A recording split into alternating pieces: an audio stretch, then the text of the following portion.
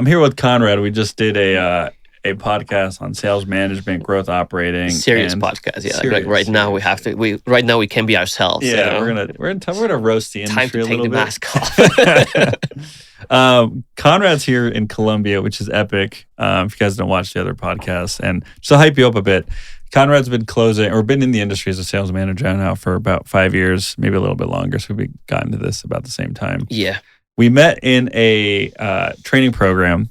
We were online friends for like 3 years. 3 years, yeah.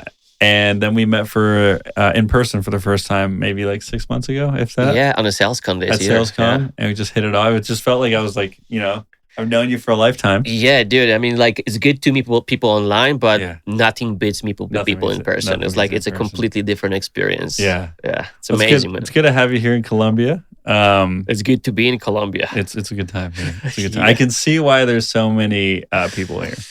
Dude, I'm surprised how many people are over here. Yeah. I mean, I'm not surprised. I'm not surprised how many people the are entrepreneur community, the amount of closers and just sales professionals here, people in our industry is tremendous. But if you guys want to experience Colombia, come down. Why don't we just talk some shit on the industry? Yeah, let's do it. You know, one of my biggest pet peeves in this, and it's like, I get it. I get why they do it, is just like the false expectations that remote closing is easy, that if you just pay someone, they're going to get you a 10 or 20K a month role, and then you can like live this like beautiful lifestyle.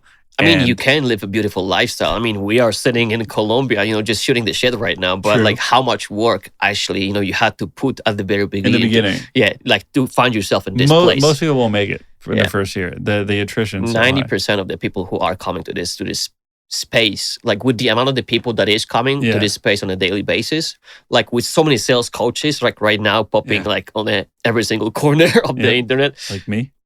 Yeah, you're a different sales coach. You have your niche. You have your niche, bro. I'm actually good at what I do. One other thing, well, I noticed like there's these sales coaches that I follow that, and this happens, I think, with coaching businesses, is they get to a point where their initial offer can no longer scale at the rate that they want. So they start broadening, or they go for like a new offer. And I'm thinking about one sales trainer specifically, and she was all about helping business owners get better at sales. And now she's completely pivoted to helping people get into high ticket. Yeah.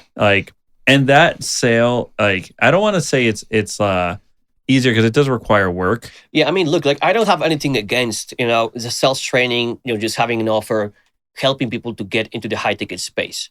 Yeah. But if you do that, do it properly. Do it properly, right? Give this right I know expectations. It's that easy, to sell someone on, sitting on the sales calls, 10 hours a day. Yeah. Like, no one fucking wants that. No one wants that. If you sold, I was laughing, I think it was one of my students, like, if you sold sales for what it is, like, no one would want to do it. Yeah. I mean, some of them, like, some of the people would, because I was sold on the high ticket sales. Yeah. Like, you could say the right way, as like the way it was presented to me is like, I was sold on a high ticket sales by downlock, bro.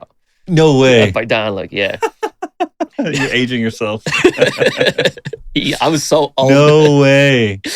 Wow. Yeah, dude. But the best, I didn't learn shit about sales from his program. But the one good thing that he had about the high ticket closer stuff is like, he brainwashed me to believe in success. It's like back then, dude, I was working in construction 5 years. Yeah. Right? It's like, I didn't have any expectations for my life, to be honest. And I was like, I'm just gonna kind of do it for the rest of my life, just go on the construction side, put some screws in the wall, come back, have a dinner and go to sleep and do this shit, for the rest of my life. Damn. But I wanted more, right? It was like it appeared out of nowhere on my feed. It's like downlock, become high ticket closer. And the good thing that he had about his program is just like brainwashing you to success, listening to the affirmations and shit, is like actually believing that, you can do something, right?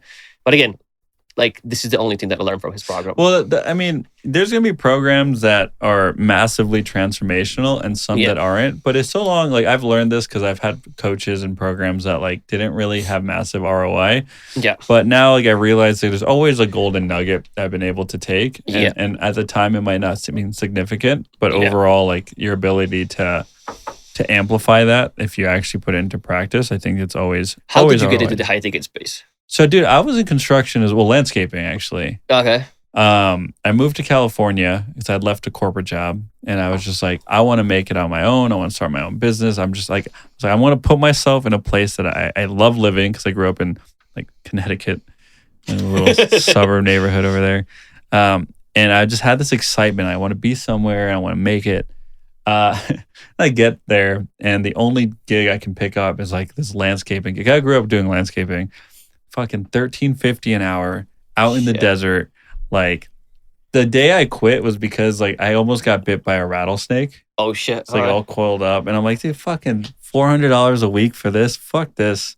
So I left. And I had some other gigs. I had some other businesses that I tried, but I got into high ticket. A friend of mine sold me into a personal development program. Yeah. Because he was like, dude, you're just fucking around. You're not really getting anywhere. Like, I have to see so much potential. And he was going through the program as well. As he graduated, he somehow met someone that was in high ticket, got him in.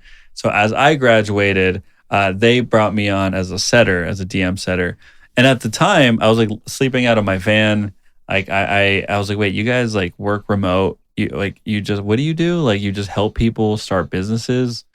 That sounds cool. And all like, you just want me to be, because I had experience like in cold calling and insurance. Yeah. Like, wait, so I just gonna DM people all day and like they book on our calendar and then you just sell them programs? Like that sounds fucking awesome. Yeah. And so that's how I got into it. And I was actually a pretty damn good DM setter. And so I was able to negotiate a base. I got a base salary, I got pretty good commission, and I got into closing after that.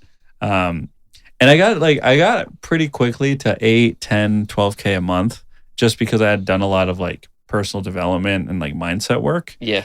And then a friend of mine found like an actual sales trainer and met people that were making like 30, 40 grand a month. And we're like, yeah, that's where I like started investing more. And coaching. EPQ?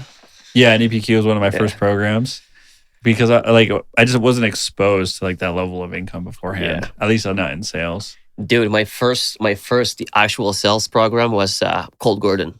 Oh, really? Yeah. His training program. Yeah, 7-Figure Selling Academy is like I don't think he's selling that anymore. No, he closed. It was like literally after he launched. I think that imploded. He got a lot of refunds or something.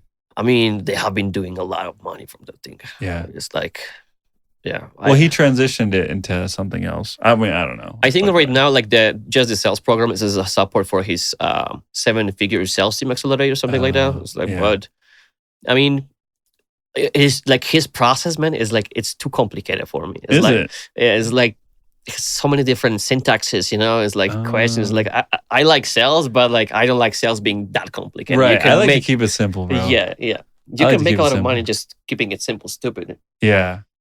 Who have you worked with in the industry? Who have you been coached by? So Dan Locke, yeah. We just ended there. This is Dan Locke. Dan Locke, then Cold Gordon. Yeah. Then I stayed for a while. Let me go back to my second coach, Dan Locke, Caden. So it was like a one-on-one coach that I had. It's this kid. Really? Like he was actually making a lot of money, like having his own sales agency. Okay. Like he was like back in 2020. He was 4 years. I know he was 4 years younger than me. Okay. It's like he was making money in sales. He had his sales agency. It's like, I'm just gonna pay you for one-on-ones, you know. Okay. It's like, so I worked with him. He actually knew sales. Okay. So cool. Helped me out. Then Cold Gordon, like the actual high ticket sales coaching program is, and then Bill Walsh, the Objection Box. Billy. Yeah, because you were one of the founding members in Objection Box, right? Yeah, one of the first ones. I think I stayed with him for a while. With Bill? Yeah. I like Bill. He's a good guy. He's funny, but he's a good guy. So technically, like with Bill, you get Nick Schroeder, James. I got a lot from working with Nick. Yeah. I think he was a really good coach. Like he's a great human being as well. Like, yeah, I don't know him that well, but like I've had some coaches that like they're good salespeople, but they're not good coaches. Yeah. But like you still extract value. Yeah. But I really like Nick's style because I coach very similarly. Like I help people come to their own realization versus just talking at them and expecting them to learn. Yeah. And I like James. I actually got to meet James in at SalesCon. At SalesCon, yeah. Yeah, he's a good cat. He's a good cat. I worked with, so I did, my first coach was actually a woman, Bella Verita. I was in her like low ticket group. She'd give me great feedback, which I implemented. And I closed some deals. I was, oh, this is awesome. I was like, yeah, I want you for one-on-one. And her one-on-one was just like not that good. She just like, I don't want to talk shit on anyone. Like she's a good closer, but like I think on her second session, she showed up. She's like at the beach, like on a call. I'm like, dude, I'm paying you a lot for these calls. Oh, yeah. Like you don't do that. Yeah, you don't do that. But you know, like I still like, got some what I needed, and I just, you know, I was like, you know what, I'm gonna move on to like a different program. So I moved on to NEPQ, which was great. Mason sold me into it. We were friends beforehand, and so I was like, dude, I'm ready to buy. Like, can I just use your link? He's like, no, you got it on a sales call. I'm like, come on, I just buy it. So he took me through the process. He took you through the whole process. The whole process, didn't shortcut any, fucking interrupting me and shit. And I'm like, motherfucker, can I just buy it? But sometimes like actually you can unsell someone like right. You can almost like I was like I'm bored on, but I was so bought in because of his results. Yeah, and I'm really happy he sold me into it because he gave me some additional coaching, which really clicked NEPQ for me. Because initially it's so piecemealed that you know I bought the NEPQ. But I got the NEPQ 2.0. 2.0? Yeah. I got 3.0, but even with the coaching session, it was just like, I was just having trouble clicking it. And he gave me some resource and it all clicked. I'm like, oh, I get it now. So my sales like really increased. After that, I did Bill's objection box. And then I hired Josh Sweetnam too, who I think is an incredible human. Who? Josh Sweetnam. I call him like the underground coach. He has some content out there.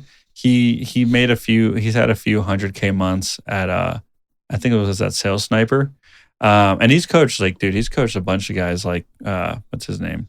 He's coached James, he's coached me, he's coached what's Kurt Udell's partner? I never heard of the guy. Like, I need to Josh Large, he's coached Josh Large. Yeah, I like his process. It's like all about being simple. Keep it simple. Keep it simple as fuck. That's what I'm saying, yeah. And that like really resonated. So I worked with him. I got a lot out of work. I stayed with him for a while. Sometimes I'll still hop on some calls when I need a little bit of a refresher. Yeah. So those were like all the coaches I had. And then I did some other like Grant had a program. It was okay. A few other programs here and there. What is the most bizarre thing that ever happened to you in a sales call? I'm always curious. Most bizarre. Well, okay. So I was on one offer that we had some weird prospects, like people that shouldn't have been on the call because they're like sleeping in tents or like they're homeless. Holy shit. And it wasn't even a biz op offer. It was like like live your purpose offer. You have been talking to people in tents? Oh, man. Okay. I don't know if it was bizarre, but I was in my living room and my roommate was on the couch and he heard me handle the most random objections. And I think that's just a memorable moment where this guy was an artist and he was missing his teeth. And his objection at first was like, yeah, man, if I give you the $6,000, my safety net is going to go below 10K. So I reframed that. I was like, well, at your age, do you really feel like 10K is like an adequate safety net? He's like, no, why not? So I reframed that quite quickly. He's like, all right, man, like the reality is like I've been saving up to get my teeth fixed. Like my teeth are all fucked up. Like he was missing his teeth. Yeah. He's like, and it's really taking a toll on my confidence. And it's going to cost like $24,000 here in Canada. And so I lived in San Diego at the time, and I had all my dental work done in Mexico, like 30 minutes away. So I said, dude, instead of doing that, I just fly to TJ, get all your shit fixed for $5,000 because I knew someone that had their whole mouth fixed for $5K. Shit. And I was like, and you got you got $19,000 left over, pay us the program. You'll still net 10K positive. And I actually closed him on that. He actually ended up going there and got on and he was like super thankful for it. And after I closed that deal, my roommate that was sitting there, he was like, how the fuck did you come up with that out of your ass? I was like, I don't know, man. I really wanted to help this dude. And just all made sense. So I don't know if it was bizarre, but it was definitely memorable. Yeah. I mean, so like I had people like literally doing drugs on the sales calls. No way. But the most bizarre thing that ever happened to me is like I was handling objections with this guy like for good 25 minutes. Yeah. And like I thought I handled everything. Yeah. It's like this guy literally said, I'm in, let me go grab my wallet. Yeah. And I went, like, fine, dude, right? Yeah. So he left me on a Zoom. I think he was just taking the sales call from his bedroom or something. Yeah. And he left to get his wallet. Yeah. And he's not coming back for like 3 minutes, 5 minutes. It's like 10 minutes. And I'm like, the fuck is going on? Like, where the fuck did you go to grab that wallet? Yeah. And it like, but I can hear someone is moving like in the room. Like I can see like the shadows. It's just like kind of, moving on the wall and stuff. It's like 15 minutes passed by. Like this guy is not calling me back, right? It's like 20 minutes passed. And, but I can still hear that someone is in the room. So I was like, I just said it out loud, dude, like if you do want to join, like just let me know, It's like, saying no is fine. Just like, don't make me wait here. For it, right? Like just have the balls, grow the pair and let me know. But like what I'm assuming is like, he didn't have any room to go anywhere. Like after I have been handling his objective for like a good 30 minutes. He just left me on a Zoom. Just like sitting in the corner. He just left me on a Zoom, so I would close it. Like, dude, I was like, I told myself like I'm not gonna leave the fucking call. Like I was sitting like good 40 minutes just staring at the wall, and he was in the room for sure. Like every once in a while, I was just talking to him. It's like, but he just left me on a Zoom, so I would disconnect myself. Dude, I had someone do that to me too. Except it was like some older guy. He was probably in his like late 40s, early 50s. Did the same thing. I handled some of his objections. He said, "All right, let's do it." Walked away, and I could just hear him like watching TV, and I'm like yelling. I'm like, "Yo, what are you doing? Are we doing this or not? Just tell me no." And like I stayed there for like 20 minutes. I'm like, dude, I started calling him. I'm like, fuck this. It's like so interesting, man. What are the most random objections you've ever got? I think I shared mine about the teeth. The most random objection is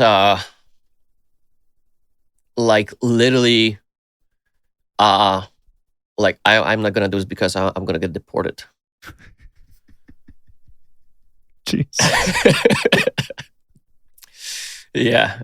Like it was actually an Amazon offer. Like so you need to have some kind of